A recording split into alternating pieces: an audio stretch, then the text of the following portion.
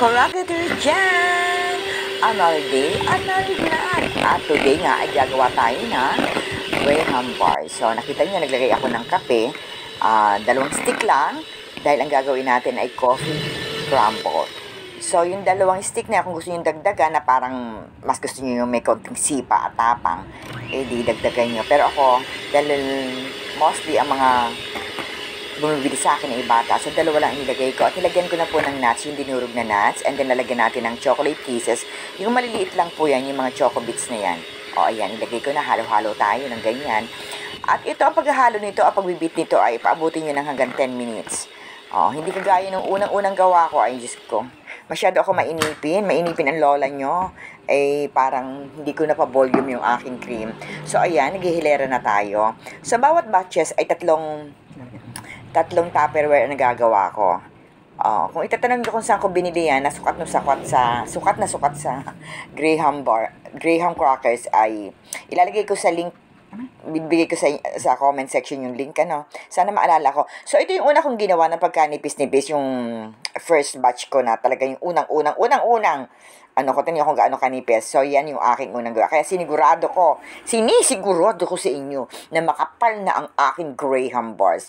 So, ayan, lalagyan natin sa ibabaw. So, nakikita nyo parang may dinidip ako. Dinidip ko po talaga sa water yung Graham crackers para iwas basag tayo. Okay.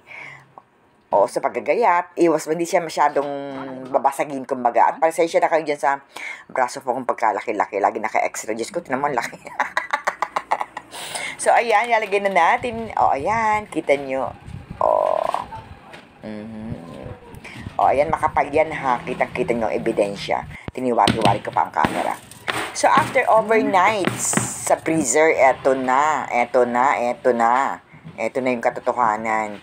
Gagayatin na natin to. O, di ba ang kapal? Murang-mura. At doon sa nagtatanong kung meron akong tinutubo ba, kasi namumurahan sila. Kasi sa iba, yung size ng 20 ko is 25. At saka yung tatlong tranches na yan ay 35 sa iba. Meron naman po akong tinutubo. Kaya lang, konting-konti lang po talaga ang tinutubo namin dyan. So, ayan, babalot na tayo. Ilalagay na natin dyan. Kasi iniisip ko, may nag-aano sa akin kung napaparesell daw ako. Sa ngayon po, hindi pa. Kasi wala pa po akong freezer na malaki. O, ayan, ganyan ang pagbabalot ko. At dapat ay mabilis kayo magbalot kasi matutunawan kayo. Kasi parang ice cream base kasi ang ating feeling na yan eh. So, balik tayo dun sa nag-text sa akin, na nag-PPM sa akin kung pwede daw sila mag-resell. Kasi nga, 25 na po yan sa iba. Sa akin, 20 lang. So, hindi ko pa po madesisyonan kasi wala pa po akong chest freezer. At basta, darating tayo dyan. Mangungutang pa ako ng freezer.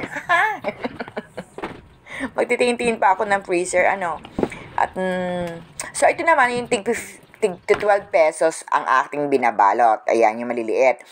Ayan, tinan nyo kung gaano kakapal yan. Ayan. Kita nyo. Diba, masarap pa. Tsaka sa mga magpapasalamat pati ako dun sa mga bumibili. Talagang pabalik-balik dito. So, ayan. Yan lang po ang pinaglalagyan ko. Kaya, kukunti lang talaga. Okay, bye-bye. Thank you sa panonood.